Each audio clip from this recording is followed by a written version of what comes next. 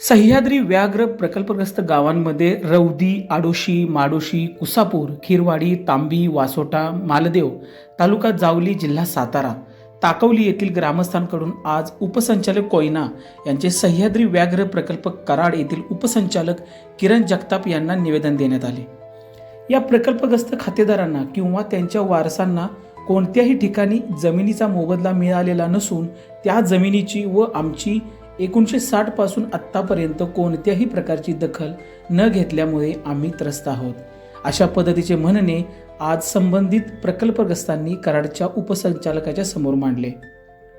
यामध्ये त्यांनी survey number Maldev 26 Takawali 1980 हे असून या विषयासंदर्भात आमची मंत्री महोदयांनी दखल घेऊन आदेश देण्यात यावा आणि सध्या आम्हास तात्पुरती शिधा म्हणजे रेशनिंग सुरू करावे, तसेच ग्रामपंचायत होण्याबाबत 100% शासन दरबारी पाठपुरावा करावा, अशा विविध मागण्यांसह सकारात्मक चर्चा झाली आणि सह्याद्री व्याघ्र प्रकल्पाच्या अधिकाऱ्यांनी वरिष्ठांशी या संदर्भात बोलून सकारात्मक प्रतिसाद नक्की देऊ असे आश्वासनही ग्रामस्थांना प्रकल्पग्रस्तांना दिले।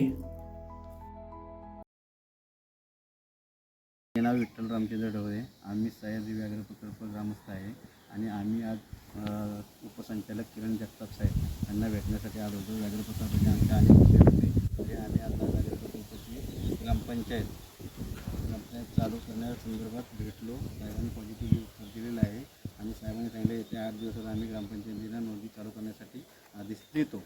वरील स्तरावरती बैठक चालू आहे, बैठक झाल्यानंतर आम्ही 8 दिवसामध्ये ग्रामपंचायत चालू करण्यासाठी आदेश देतो। मी आंदोलनाचा पण इशारा दिला होता। आम्ही आंदोलनाचा इशारा दिला होता, परंतु साहेबांनी एक पॉझिटिव्हली विचार घेतलेला आहे। पॉझिटिव्ह व्यवहार चालू आहे, पत्रव्यवहार त्यांचे चालू आहेत। त्यांनी आदेश दिलेले आम्हाला जे पत्रव्यवहार केलेले आहेत सह्याद्री व्याघ्र प्रकल्प टायगर रिसॉर्टचे ते आम्हाला हे दिलेले आहे, पोचपावती दिलेले आहे। साहेबांनी 2 वेळा आदेश मंत्रालयात पाठवलेले आहे। आम्हाला फॉरेस्टचं पत्र पाहिजे की रेशनिंग कार्ड चालू राशन चालू करण्यासाठी आमचं दळणवळणाची सुविधा, आमच्या गावातील घरपट्टी ह्या मुद्द्यावरती आम्ही एकदम म्हणजे खूप प्रश्न मोठा विषय आमचा गंभीर्याने आहे।